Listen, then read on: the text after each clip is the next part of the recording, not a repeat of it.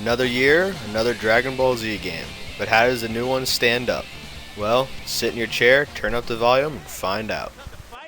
Might as well start with the point of biggest controversy, story mode. Reaction this year have been mixed to say the least. With only a total of 48 battles, the first reaction of most people is to curse it for being crappy. But is it really? To start our look into story mode to pass judgment on it, we'll start where DBZ did, the Saiyan Saga.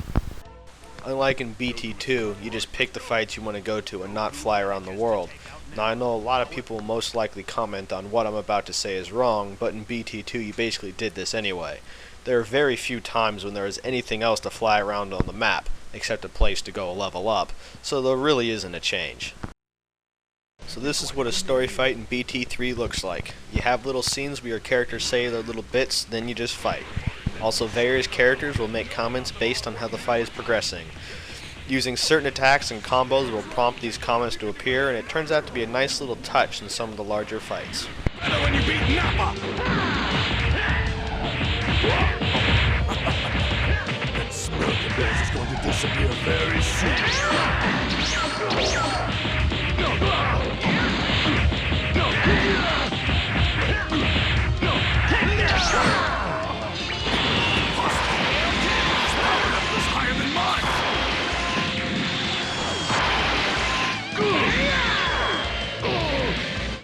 At certain points, a little R3 icon will appear in the middle of the screen. It's up to you if you want to push it or not, though. If you do, the game will shift to the next story event that happened, and the fight will continue on from there. If you don't, you can continue on with how things are currently. I don't need this planet anymore. I'm going to demolish you and everyone else on Earth. There's absolutely no way you can stop my Gallic gun.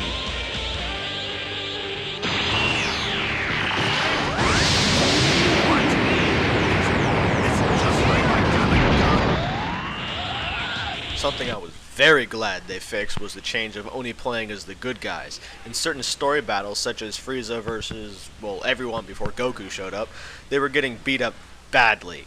I don't want to do a battle, beat up Frieza as, say, Krillin, then have it say I lost after I KO Frieza. If Krillin was supposed to lose, let me play as Frieza and beat him up. Another point of note is that your stats are fixed for story mode. I'm split on this one. I like story mode how it stays true now, but it's always fun to do things like fight Cell as Super Saiyan 3.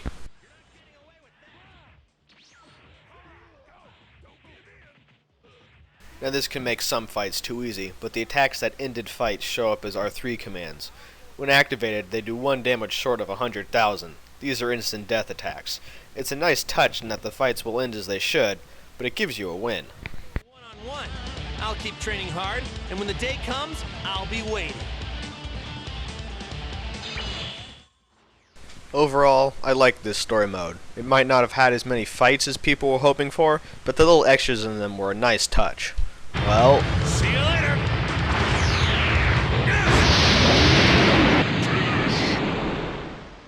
Like in the other games, Ultimate Battle is still there, except now there's a lot more to it. Who will you challenge? We'll go on. Sim Dragon is a little training simulator. You have 10 actions, either training, attack, defense, or both. Exploring the world to see if you can find anything, items, better training options, more fights for the 100 battles, etc. Rest, and finally a Senzu Bean. Each action will have some effect on either your stats, health, or score.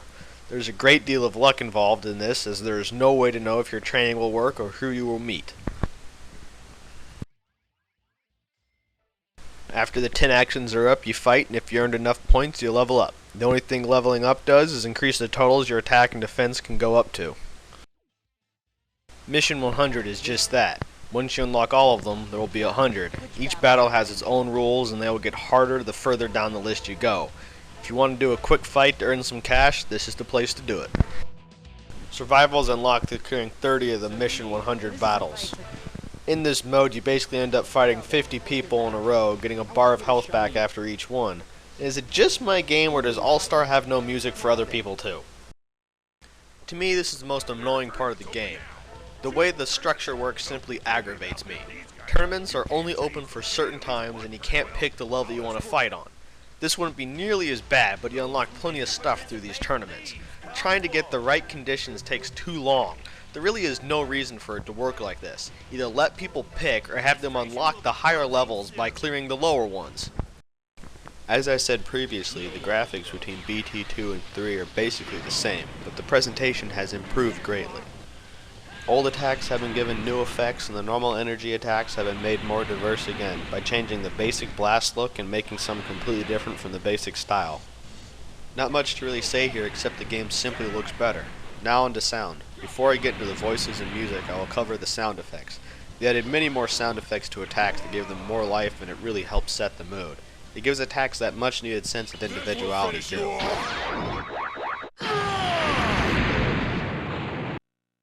I'll kill you quickly. Struggle all you want. In the end, you'll still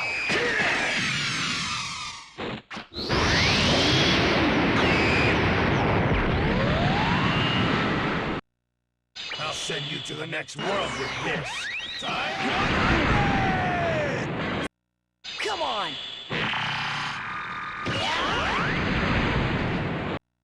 The Earth will be destroyed!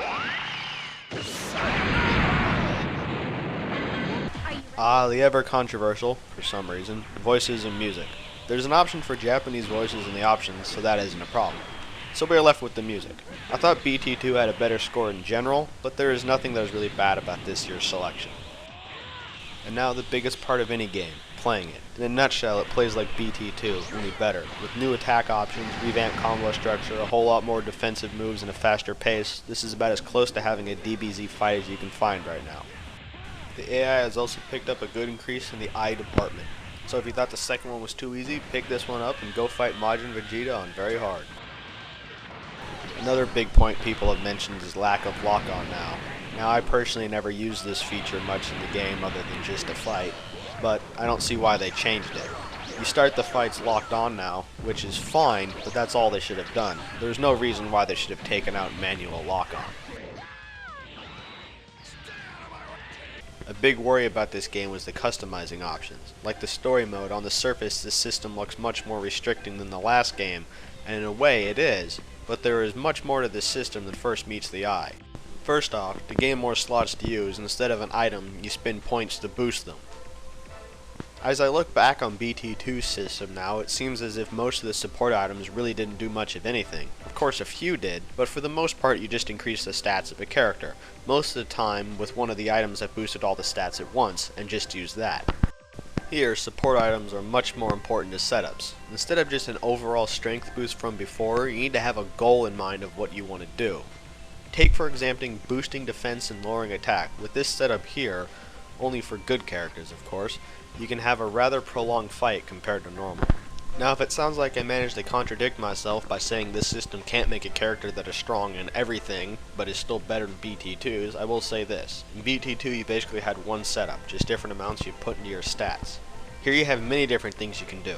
Want to make a physical fighter? Increase attacks and throw on items that increase the power of rush attacks. Want to make fighting Vegeta even more annoying? Increase the strength of his normal energy attacks. Apart from normal items that just boost strength, there are also items that add things such as hyper armor and the ability to stun characters who you normally can't. Plus, instead of having 3 AI settings, you now have 15.